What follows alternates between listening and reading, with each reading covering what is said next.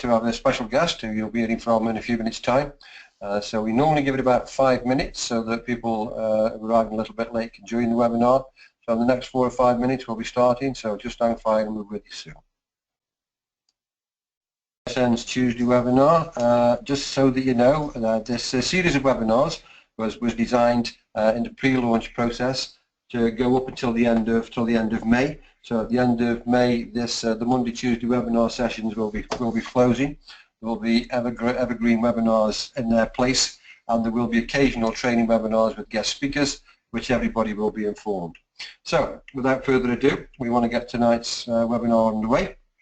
And I always say to people, as far as ISN is concerned, and as far as life is concerned, there are two games out there. In the game of life, there are two games. There's the inner game and the outer game. The outer game is the game that you play that makes the money. Okay, there's no emotion in there. There's nothing physical in there. It's just the way it is. It's the process that you, or the vehicle that you choose, and that you've designed, or a system that you follow, that's going to make your future, going to make your financial future. The inner game is you personally, and where most people go wrong is they don't actually pay any attention to that game. They don't pay any attention to the inner self. They don't pay any attention to the belief systems that they've acquired over X number of years, depending on age. And subsequently, people never change. And sometimes people say to me, oh, I've got 20 years experience. Well, the truth is probably no. You've probably got one year's experience that's been repeated 20 times. Because if you do the same thing every year, that's not necessarily experience.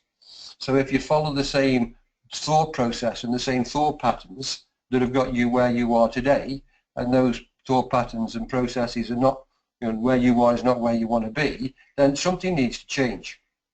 Now, I believe in self-improvement. I believe in self-development, personal development. Every day is a school day for me. If I get up in the morning, I always remind myself that I know nothing.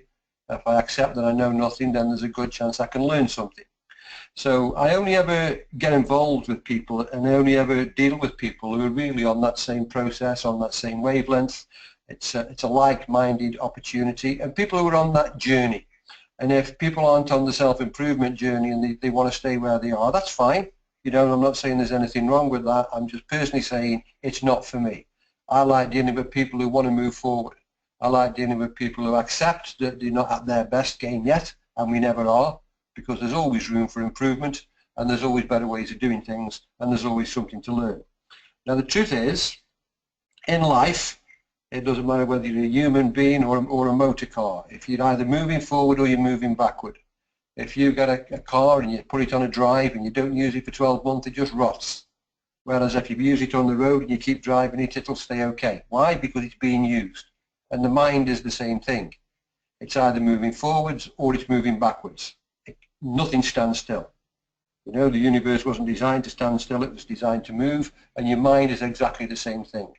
So if you're still following old belief systems, old belief patterns, old education patterns, the chances are moving forward is not going to be easy. Whereas if you accept that you need to unlearn some stuff and learn some new stuff, then the path forward is a happy one and a joyous one, because, as I say, every day is a school day. So when I got involved in ISN for the first time, yes, it was a great opportunity. Yes, I understood the marketing plan. Yes, gold and silver seemed like the thing to be in. Yes, it was precious metals. Yes, it was a tangible asset. But what are the guys behind it like? Where are they? Are they people that know it all and there's no conversations, or are they people that are on a progressive educational movement for the rest of their lives? Because those are the people that I want to be with, those are the people that I want to walk behind, and those are the people that I want to walk side by side with.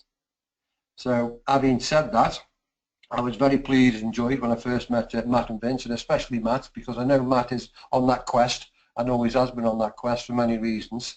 And we're very fortunate tonight, and Matt's going to share some of his experiences and some of his education and what he believes is holding people back as far as those belief systems are concerned. So without further ado, the co-founder and CEO of ISN is going to give you his wisdom and his experience, not just on the ISN business, but on life in general and on business in general. And I'm sure you will definitely, without a shred of a doubt, be well informed. So without further ado, I'm going to hand you over to my very good friend Matt Marcus. Thank you, Chris. Can you hear me okay? Yeah, that's fine, Matt. We can hear you great. Okay, thank you.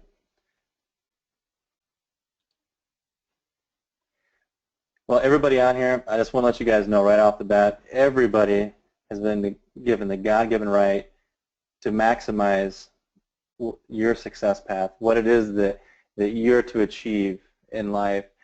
And everybody has abilities. Nobody has the same type thing, but everybody does have an ability inside of them. And unfortunately, the issue is that we've had roadblocks placed in our way, right in front of our path. But you know what? We're going to talk about today how you can get rid of those roadblocks. But in order to do that, you first have to figure out where are you on this path of success, and what are those roadblocks. You have to identify that before you can move forward. But I'm telling you, once you do identify that, it's easily achievable, and you'll see that as we go through this today. One of those main roadblocks we're going to talk about and discuss thoroughly is the public school system or the standard school system, and that is what Chris was just talking about. What they teach, subjects like algebra, calculus, chemistry, history, all these things, unless you fit into a very small niche. Of course, we have scientists and the chemists and things like that, mathematicians and professors, but unless you fit into that small niche, these different topics have very little to do with you, and so that is time wasted. And let's face it, time is one of our most valuable resources. I'm sure you've heard that before, but has it really sunk in that every minute of every day can be used to accomplish something? Just as Chris said, you're either moving forward or you're moving backwards, and so time is a very, very important thing. We can't manage time, but we can manage ourselves within time, and so it's really important to know what else there is here. And time being wasted is a big enough issue, but there's more to it than that. There's actually something intentional going on that has been going on for quite some time. It's the modern-day school system. This was created at the beginning of the 20th century, and basically there is something. It's not just this conspiracy theory thing. I thought that kind of stuff, and I've always been against all the conspiracy ideas and stuff, because to me it was just a waste of time. But as I've developed education and just kept processing that, I've came to a conclusion, and I've seen it over and over again, and you can see the pattern for yourselves. The main thing is to start thinking for ourselves. And when you see the classroom setting being designed to produce, almost like a factory, employees, and this foundation, at least in the U.S., and I think it affects other parts of the world as well, was created by the Rockefeller Foundation. And this system has infiltrated into the very essence of our children learning. All of us that grew up in the last 115 years or so have been a part of this. 1 out of every 3 teachers receives their degree from this institution that's ran by this foundation. And Rockefeller has been quoted to say the best way to control society is through the educational process. Now, note those words, control society, and he thinks that it's to better help society, is what he's been known to say. Okay, hundreds of billions of dollars are spent every year to control the public mind, says Noam Chomsky. So these are people that are well-known people, and they're giving us a warning, and they're saying that ignorance is bliss is what they're trying to tell us. And so we say, you know what, sometimes that maybe we just don't need to know. But Martin Luther King Jr. said, nothing in all the world is more dangerous than sincere ignorance and conscientious stupidity. And then you have Jim Rohn, which most of you on here, anyone in the network industry probably has heard that name. He said ignorance is not bliss, ignorance is poverty, ignorance is devastation, ignorance is tragedy, and ignorance is illness. It all stems from ignorance. However, I do agree ignorance is bliss, but it's only bliss for those who are capitalizing on it, and unfortunately that is not the majority of people. Most people decide to be in ignorance, and they think that it's better to be that way, and other people are just smiling and just bring it on. They want us to be in ignorance. So your ignorance is their power, and the government, they applaud this employee training process. Of course they do. It's funny how that works, but why do you think that is? Employees pay the highest taxes, income tax. When you learn to own business and operate in the business realm, you're dealing with all kinds of tax breaks, and some of the wealthiest people in the world actually get the smallest paychecks in the world, and there's a reason for that. With the paychecks, they're not, that's where you're paying income tax. And so there's other ways to being paid outside of that, and that's just the basics 101 on business, and I think probably most of you already understand that, but just want to put it together into what we're talking about here today. And so, during our school years, it is a programming process, and it's unfortunate that most people don't even know that's going on. And so why should we even talk about this topic? It seems like kind of a negative thing to even talk about. And here's the reason. We have to realize where our thoughts and acts derive from. If we don't know where our thoughts are coming from, then it's just a programmed thought. And that's where we get in trouble. So if we know where they're coming from and we know where we want to go, then all of a sudden we have the ability to face reality. And here's the true reality. It's your choice. If you don't get anything else out of this today, I want you to understand that in all these things, we do have a choice.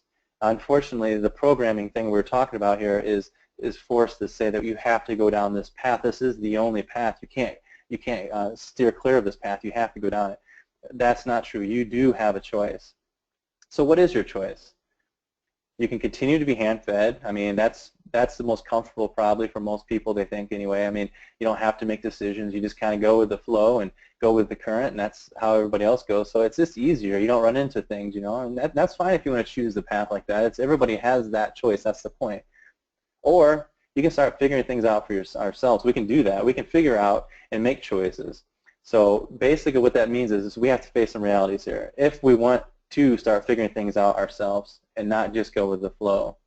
Our modern school system, we're trained to be fearful, and if school you don't study, you're going to fail. You're going to be compared to other kids with grades, and that's, sets you up for failure. But everything you've ever wanted is on the other side of fear, so we must conquer fear. So how do we go about this thing here? Because, even as a student, you're afraid to fail. Now as an employee, you work out of fear. If you don't get your work done, you make a mistake too many times, there's a good chance you're going to be fired. So fear is all around us. But there's two meanings to fear. One of them is forget everything and run. That's what most people think. And these acronyms are pretty accurate, I think. Or number two is to face everything and rise, and the choice is yours. Now here's something that I've dealt with myself, and it says if you live in fear of the future because of what happened in your past, you'll end up losing what you have in the present. And I know I spent a good majority of my childhood always thinking about the future, always thinking, worrying about some things or trying to plan for other things. And I spent so much time with my mind focused on something that's not even real because it hasn't happened, that I actually was not happy in my present. I was actually miserable. And so it was all mainly based around a fear of what's going to happen. So here's a better way to approach that. Feel the fear and do it anyway. Freedom from this thought process, that the one that we're taught in school, the fear things, stay in line. If you don't stay in line, this will happen. That's the fear that they're bringing in without so much saying it. Freedom from this allows you to have an open mind. And then once your mind is open, it allows you to learn, and then you become productive, and productive creates success. Productive helps society. Productive helps yourself. And so it's really important. And then once you're productive, now all of a sudden you have more choices in front of you. You don't just have that singularity path. You have other paths that just start popping up. And now all of a sudden life is fun because you have choices, fun choices. Should you do this and become wealthy, or should you do this? I mean, different things that open up for you. It's amazing. And, it doesn't mean fear won't crop up. It happens. It's always going to happen. Everybody on this earth, some people seem so confident you think that, oh, they don't have fear. They have fear too. Everybody does. It just means that fear won't own your thoughts. It won't own you. You can overcome it when it comes to your mind. And this gives you the freedom to face your fears. And then once you're able to do that, now you've become a problem solver. And not only a solver of your own problems, but a solver of other people's problems. And we'll talk about in a little bit why that's important. John Wayne says something here that's really good. He says, courage is being scared to death and saddling up anyway. That's what it's all about. Once you decide to do that, now you have freedom, so you break the chain. Courage is a French word, and it's derived from the word heart. So I would encourage each one of you to take heart, take action, take control of your life. You can make the choice to do what you want to do. And remember, it's your choice.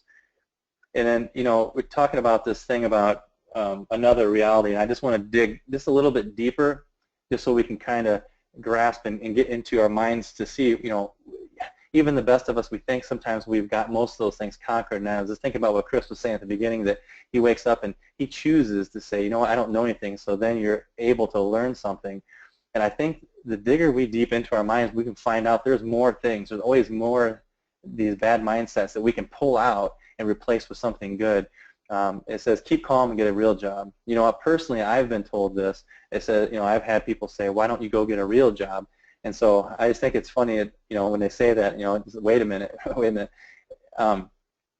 Is that a genuine thought, or is that a program thought? When they say that, I don't take it personal when someone says that, because when they say that to me, they're just saying what they've always been taught, and they're afraid to do it, so they can't comprehend why somebody else would be willing to do something outside of the normal employee atmosphere. And so that's how I look at it, and that's how I perceive it. So it's really an okay thing. But let's think about this for a minute. If I was to go get a real job, who is employing me? And is this money that this non-employee entrepreneur is paying me, is that money real money? These are just little thoughts that you can just, all you have to do is just think for yourself for a minute, and then it makes more sense.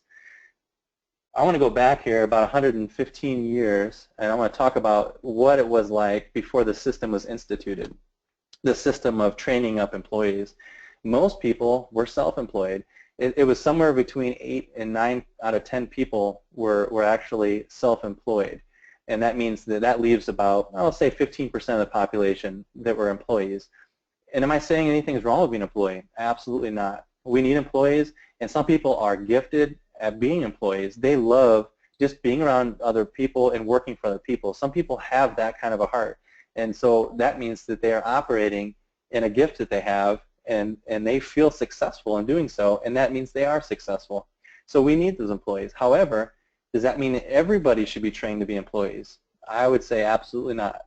And I can tell you this because I can look out and I can see miserable employees everywhere you go. I mean, you can fly on an airline, you have a miserable stewardess or something, and they can tend to make everybody around them miserable. They don't like their job.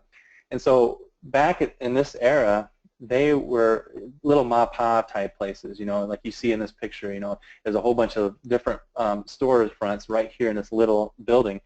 And that is the essence of what makes up a good industry.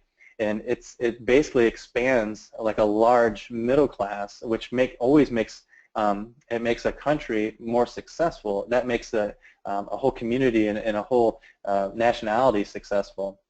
But what happened is a few got greedy and decided, they're going to change things a little bit, and so they infiltrated the system without people even knowing it. And so being employed, it isn't a career choice. It's a lifestyle choice. It's something that is totally different than what we've learned in school. So again, like I said, being employed is not a bad thing. It's just if you're not supposed to be in that kind of a system, it creates a negative mindset. And then what we're trained to be in is where it becomes wrong. And that is, employees have a dependent mindset. They're looking for security from outside rather than from inside. And that's where the problem arises. Employees are looking for a job. Entrepreneurs, their job begins before there even is a job. That's the difference.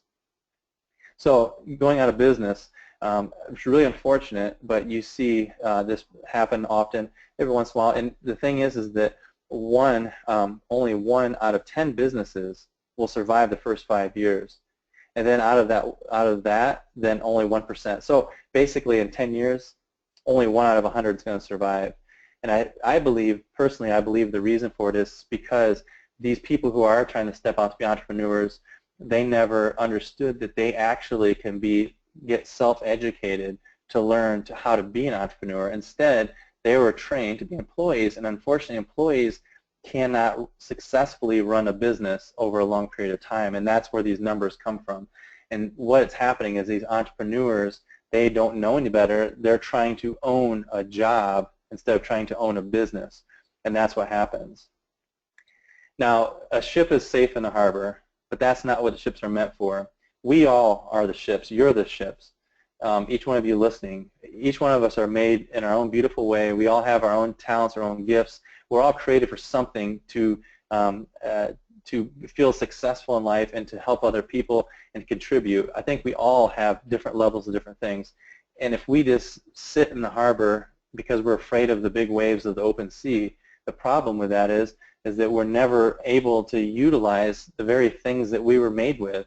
Those very giftings, those intelligences, and we're not able to show that or help other people with it. And so it's really a sad thing to be to see that thing locked up. But like Chris also mentioned about the car, it's kind of funny. He's talking about all these things. The car that just sits there, it just rots away. It's meant to be driven. And so same with the ship. And here's what the problem is I think people stay in the harbor, so to speak, is because they're trying to keep job security. You know, you got to have job security. You got to get a good education so you can get a good high-paying job. You know, you hear these kind of cliches. And what is all that for? It's for job security, because the generations before us, they grew up in an era where it was industrial age. In industrial age, that was true. That was something you needed to do. Unfortunately, that same mentality does not work today. We're not in that kind of society anymore. We're in information age, technology age. It's different. And so they're working for a steady paycheck. And they say that those people that are entrepreneurs are risk takers, and it's just they can't believe people would step out and do something like that. You know, it's not in this day and age. But actually, I see it as the actual risk taker is the person who is working for job security, not the employee necessarily, but the person working for job security and a steady paycheck, because they're counting on something that's not here yet. It's the future. Remember, the future is not real. And what they're doing is they're putting their money in savings, and we already know. I mean, you guys are in ISN. You probably already understand. You know, saving money is a losing battle. You can't even keep up with inflation, let alone anything else. So, okay, so we got 3 birds here. There's 3 birds on a fence. 2 of them decide to fly away. So metaphorically, I'm asking you, how many are on the fence if 2 decide to fly away? Well, obviously you would think 1. Well, no, it's not true. There's still 3 birds on the fence. Everybody talks about doing stuff. You know, they say, well, I'm going to go start a business. I'm going to do that. You hear lots of talk about things, but everybody stays. It's funny because they still, you can see them 5 years later and they're still doing the same thing. Why is that?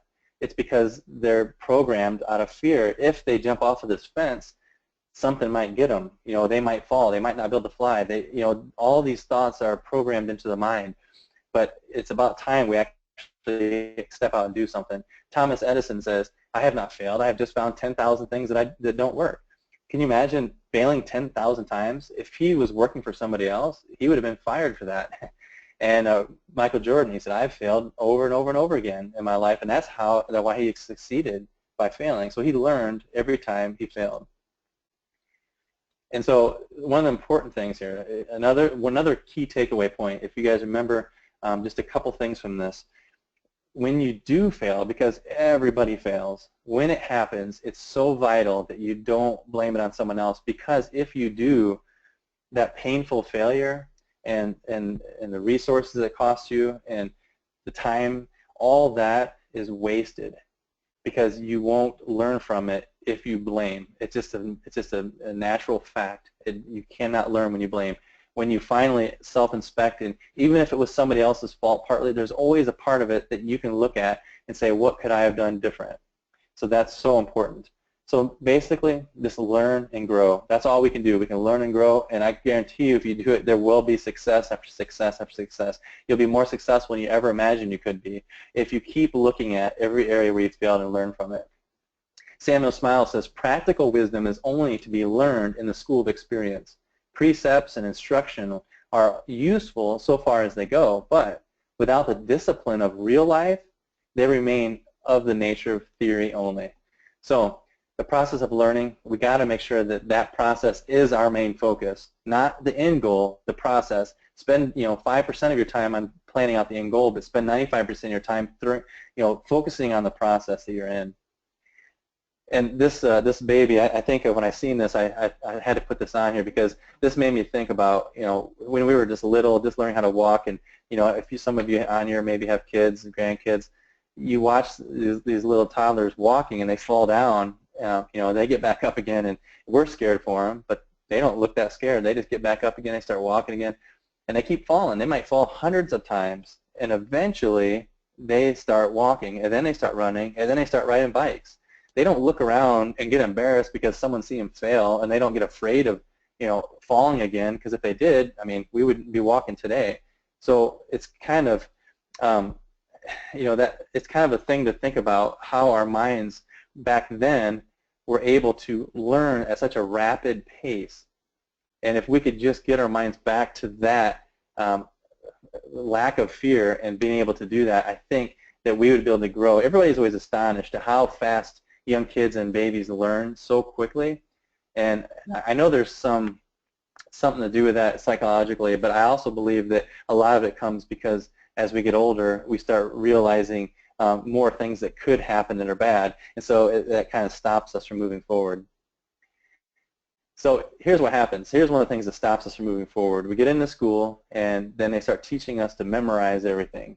You got to memorize, otherwise, you know, you're not gonna pass and get a good grade. And the problem with this process is it slows our learning process way, way, way down. And then it becomes, well, now we're, you know, some people are really good at reading and memorizing. Some people, that's their genius, that's their intelligence. And then we start seeing those people, like for me, that's not my genius. And I see that with someone else, and I'm thinking, well, I must not be as good as them. And that's especially at the age of development when you're, you know, in school, you know, teenage years, things like that. You have such a confidence issue. So fear of failure is really being bombarded in the school years with that. So what can we do? We need to learn, just as young children learn. We need to learn by doing and stop being afraid to do. You know, this 20/20 thing, you know, you hear people say, well, hindsight's 20/20. Well, that is true. Hindsight is 20/20. But the problem is that most people don't turn around and look and see what they did wrong to find out how to fix it. So hindsight is only 20/20 if you examine what you did wrong and you don't blame other people. But unfortunately, most people would learn from their mistakes if they weren't so busy denying them. And that is so true. It's either denial or it's blaming. If we would get away from that, and we can, because remember we talked about earlier, it's a choice. Once you make that choice, you can have, you can learn from this 20/20 hindsight. Here's a model that I personally started going by, and I love it because I choose to never fail. I either win or learn. And I love it because that word fail has been replaced with learn. So I don't feel like every time I make a mistake or something happens, I don't feel like it's failure anymore. I feel like, oh, this is a great learning. This is a great learning lesson. This is a point of learning. And that's how I look at it. I don't look at it as failure, because once you remove that word fail and replace it with learn, all of a sudden it totally changes your mindset. Everything that you do is totally different. You visualize everything differently. Everything is positive instead of negative. And it's amazing what one small word can do. Now here is, we're going to switch into this. This is another issue that we're dealing with. And you got 4-star general and former Secretary of State in the U.S. here. His name is Mike Mullen, and they're not applauding him for this quote that I'm about to talk about. Of course, they wouldn't like this quote, but that's the best picture I found of him. Mike said there's 2 top threats for all first world countries, and you would think terrorism and war, but he said those are not the top 2 threats. The top 2 threats are national debt in our school system. We'll talk about national debt another time. That's a really important subject, but right now we're talking about the school system. And he says those are our top 2 threats, not just in the U.S., in the UK, Europe, any first world country. Those are the top 2 threats, because it's almost like a virus infiltrating your computer system. You don't even see it. It infiltrates into one of your systems in your computer, and all of a sudden it starts affecting everything. And that is what has happened. You know, war and terrorism, you kind of can see it. It's, you know, it's pretty in your face. And here is why he's saying that. When you're in school, you're not taught, you're trained. And so, you know, the thing is we are not meant to learn like an animal learns. Human beings have a much more powerful mindset. We should be able to learn with critical thinking. We should be able to learn by having an individualism and not be trained, not be, you know, fall in line. Do I have, you know, raise your hand to use the restroom when you're in school? Those kind of things. That just doesn't work right. It'll get people to fall in line if you do that out of fear, but what it lacks to do is it lacks to get people to use the giftings that they've been born with, and it stops people from being able to follow that path. And so, and people are unhappy generally because of that. And here's why: the teaching is an industrial age teaching. Again, this teaching probably most of it would have worked maybe a long time ago, maybe, but it's just old-fashioned. It doesn't apply today, and it's really unfortunate because what happens is kids are shoved through like this assembly line of robots, just like you see in the picture here, and they're pushed through a cookie-cutter approach of teaching. And I don't know how you could do that because we're not centralized beings; we're individuals. And the problem with it is you got that the one person, they didn't fall in line, they didn't quite get what they need to, so they pull them out, stick them in the back of the line, and then they label them with a disease called attention deficit disorder. That actually, attention deficit disorder, the ADD, was actually created by teachers quite a while ago now. That they discovered that that's what it was, and they started medicating kids on it. And what happens is when you medicate, and I'm not all against the medication, all that stuff. This isn't a conspiracy theory type talk that we're going to go into today. This is just about what's actually happening with our individualized selves. When a kid is medicated from that, they actually are dulled down, and so when they're being dulled down, everybody has their own areas of expertise, their own intelligences, and they can't access that intelligence anymore. And they're being forced in a line. Everybody's being forced to learn a certain way, and school basically only teaches two different intelligences. And we'll talk about that a little bit as we go through here. We all have our own strengths, we all have our own weaknesses, and we all have our own geniuses. We're going to talk about this. This is the 8 different intelligences. There's at least 8, and Professor Howard Gardner has discovered these, and it's really important. We're going to talk about, let's start with the verbal linguistic, the word smart, and then to logical smart. We'll go around clockwise from there. And the reason I want to start with these two is because these two are taught in school. But again, if you say you have an intelligence in body kinesthetics, you're probably not going to do so well when you're in school because your way of learning doesn't fit their agenda. And so this verbal linguistic here, that's basically just being able to read and write, to memorize things really well, that kind of thing. People who like poetry and do puzzles, things like that, they're probably really intelligent in this area. And if you are in that area, then you probably did fairly well in school. Logical smart, that's logical mathematical. You're able to do numbers really well. You can recognize patterns, those kind of things. This area also is taught in school. And again, if you're good at either one of these or both of these, you probably excelled in school, and that was probably a great time for you while you're in school. But unfortunately, this is only 2 of the 8. So what about the other 75% of people? They didn't feel so smart in school, and it's because their intelligence came from somewhere else. And so they were trying to be forced into one of these categories that just didn't do it for them. One of the next ones is the naturalistic. That's being aware of how things work, and like plants, animals, how things on the earth, how they work together. Someone who would go into like biology or something like that, they learn that way. Then you have intrapersonal. Intrapersonal is a really important one. This one is not taught in school either. It's someone who is an independent learner, someone who's self-motivated. They don't need other people to get them going. Basically, this one is important for an entrepreneur, and they are able to handle risk and emotions well. They can go without paychecks for a long period of time, that kind of stuff. Interpersonal person, intelligence from that area. And then you have visual spatial. Visual spatial is also not taught in school. It's people who learn from pictures. They like to learn from drawing. They tend to daydream a lot. If you find yourself daydreaming a lot, it's probably because you have a high intelligence in this visual spatial. You like to visualize things, and that's really good. We need people that have these all these different ways of learning and stuff. And then the next one is musical. Musical, you might think of band, or you might think of orchestra, or you might think of music class. That's not what is being taught in school. Those are just taking people that already have the gifting, and they're just playing instruments. But to be able to learn everything in school based off of one of these 8 pies of different intelligences, that would be the key. Take, for instance, body kinesthetics. That is a hands-on learner. Probably like 50% of people are hands-on learners, and this is not taught in this way in most schools. if they would just encompass just this one with the verbal and the mathematical, they would probably grab more than half of the kids that are not doing so well in school. And then finally, the last one is interpersonal. Interpersonal is the kind of person that is social. They like talking to people, being around people, usually pretty popular, that kind of stuff. You know, and they're usually great communicators, have good street smarts. Also, this one is another important one for entrepreneurs as well. But going on a little bit further here, there is basically just 3 basic areas of education that we, in today's age, that we need to be fluent in, and academic is only one of them. And that's the 2 things we talked about over here. And those academic ones, there's studies that have been done that show that 100 hours of concentrated learning and acceptance of learning, you could actually learn everything you need to know in those topics. Imagine what you could have done with the other 12, 13 years of schooling, if you would have just knocked that out in 3 weeks. The second one is professional education, understanding things of profession.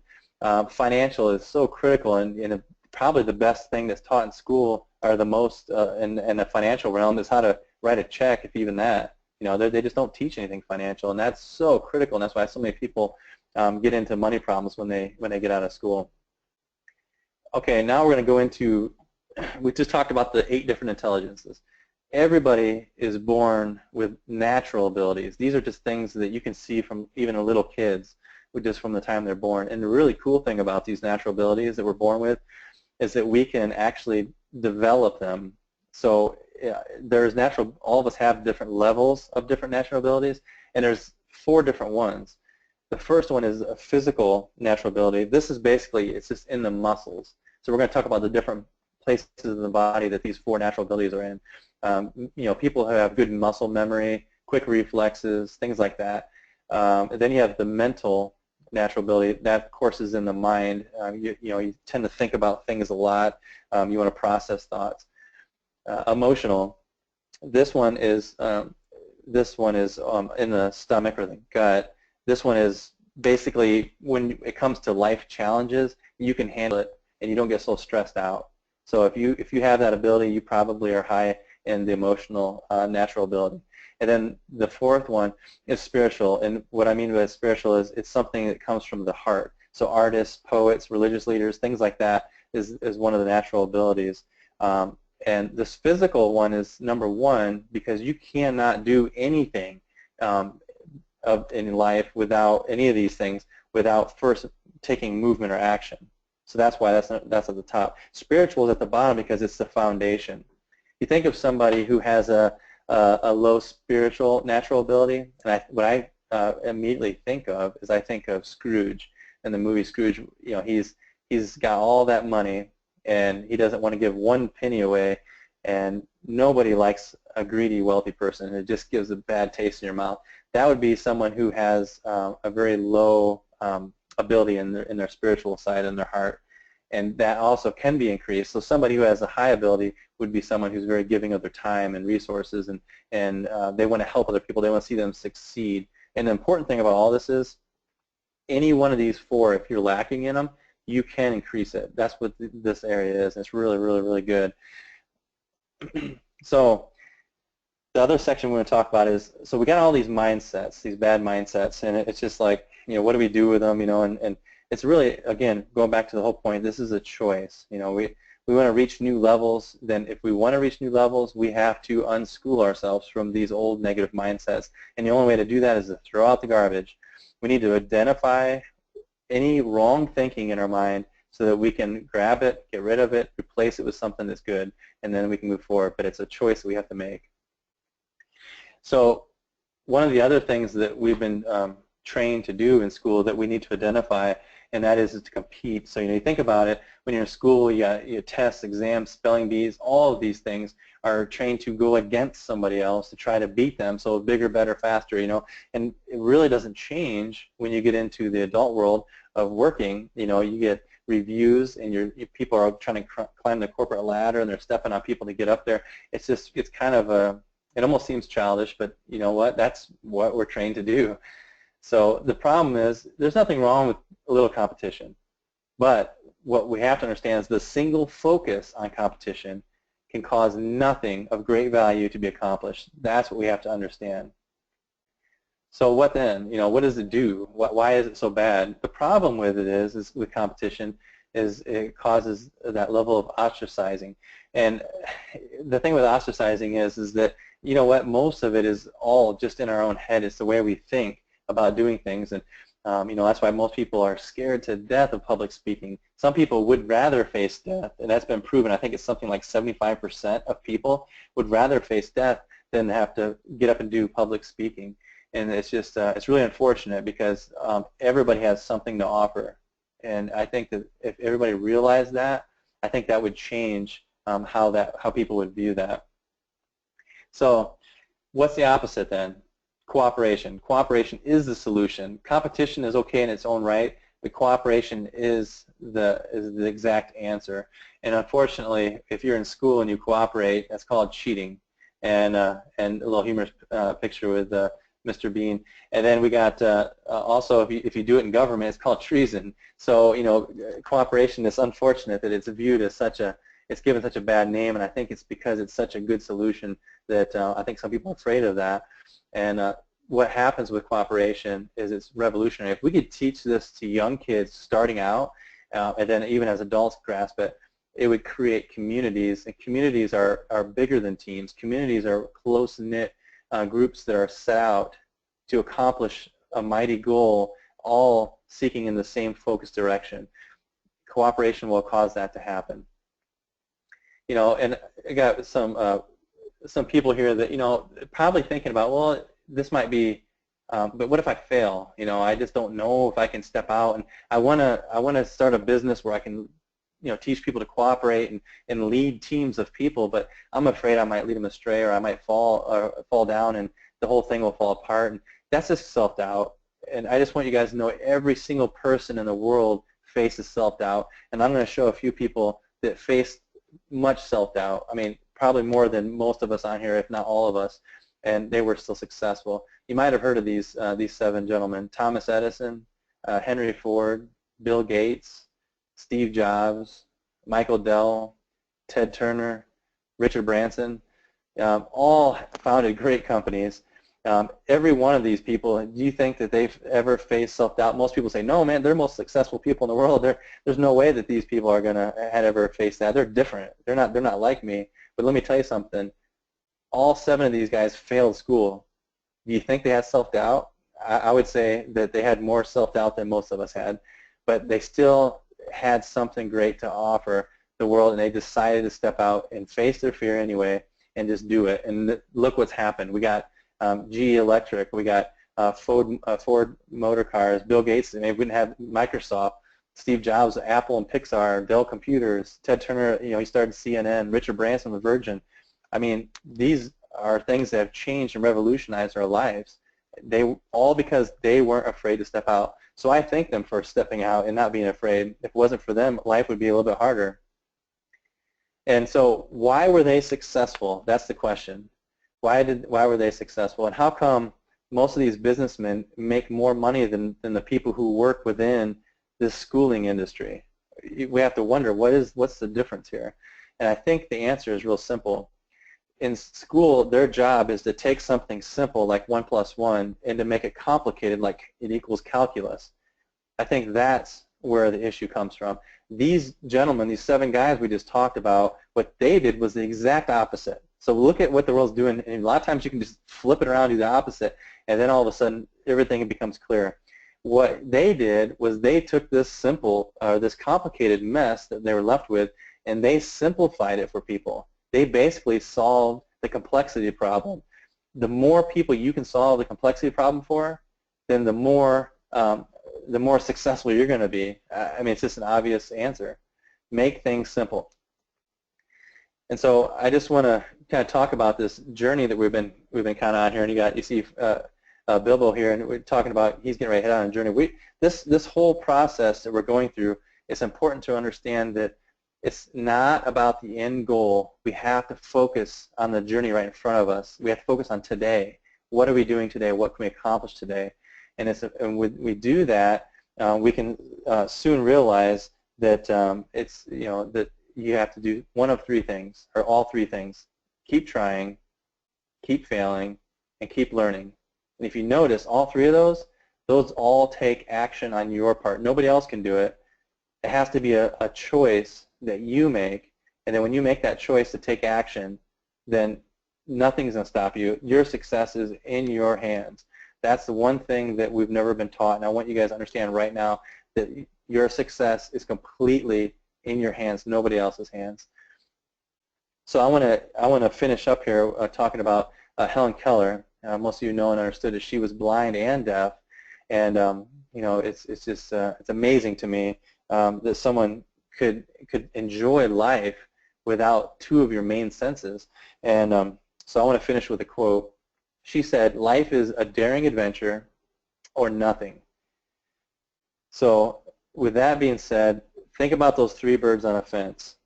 You can stay on the fence of your life, metaphorically speaking. You can stay on that fence just like the rest of those birds, or you can fly off and do your own thing and be successful. But remember, it is your choice, nobody else's. It's your choice. Thank you. I'll turn it over to you, Chris. Yeah, that was absolutely fantastic. I relearned some stuff there. There's some stuff there that I'd forgotten. There's some new stuff there. And as always, I mean, it's always a pleasure to listen to you.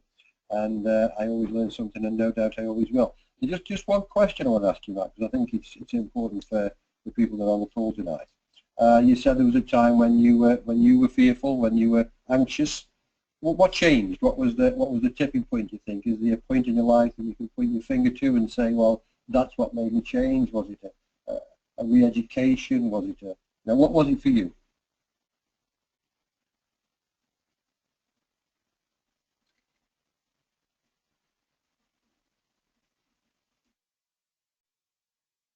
You still there, Matt? Can you hear me now, Chris?